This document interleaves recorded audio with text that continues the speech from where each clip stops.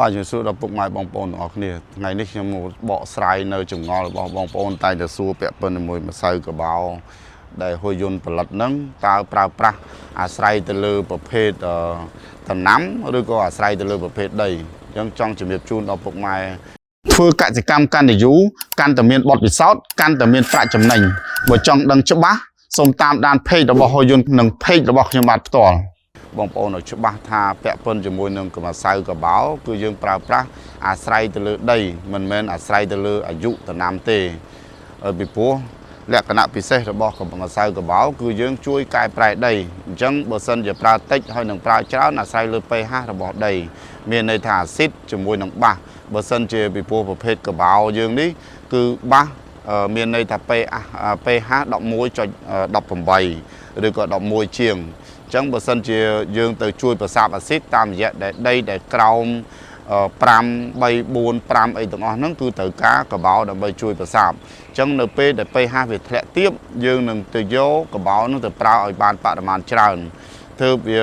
ប៉ុន្តែបើសិនជា pH ហ្នឹងមានលក្ខណៈដូច6ឡើងអីអញ្ចឹងយើងប្រើតិចតួចក៏បានដែរអត្ថប្រយោជន៍ទី2ពាក់ព័ន្ធជាមួយកបោហ្នឹងយើងកាច់កាកសំណល់ដែលវាជាប្រភេទដែលនៅក្នុងដីរបស់ដំណាំរបស់ពុកម៉ែបងប្អូនទាំងអស់ហ្នឹងឲ្យคล้ายទៅជាជីអាហ្នឹងបានវាត្រឹមត្រូវអញ្ចឹងជាក់ស្ដែងអ្វីដែលយើងបានប្រើទៅលើដូចជាដំណាំកស៊ូដែលពេលដែលមានស្លឹកធ្លាក់មកយើងបាចទៅពីលើវាកាច់អាទាំងអស់ហ្នឹងឲ្យវាទៅជាប្រភេទជីអញ្ចឹងវាបង្កើនជីនៅក្នុងដីដែលយើងតែងតែផ្សព្វផ្សាយយើងតែងតែបញ្យល់ថាយើងបង្កើតជីនៅក្នុងដីជីប្រើប្រាស់ជីធម្មជាតិកាន់តែច្រើនចំណាយកាន់តែតិចអ្នកប្រើប្រាស់សុខភាពល្អអ្នកទទួលទានសុខភាពល្អយើងយកជី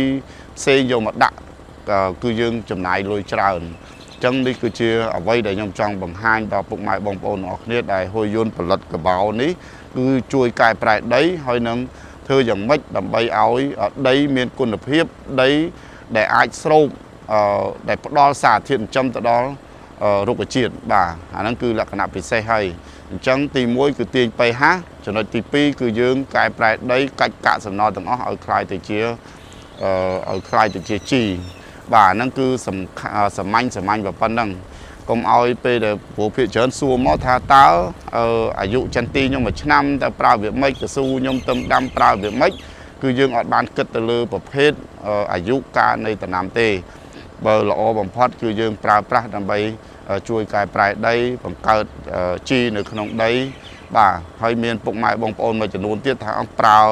ច្រើនទៅប៉ះពាល់នេះប៉ះពាល់នោះអាហ្នឹងគឺខ្ញុំគិតថាគាត់អត់បានយល់អំពី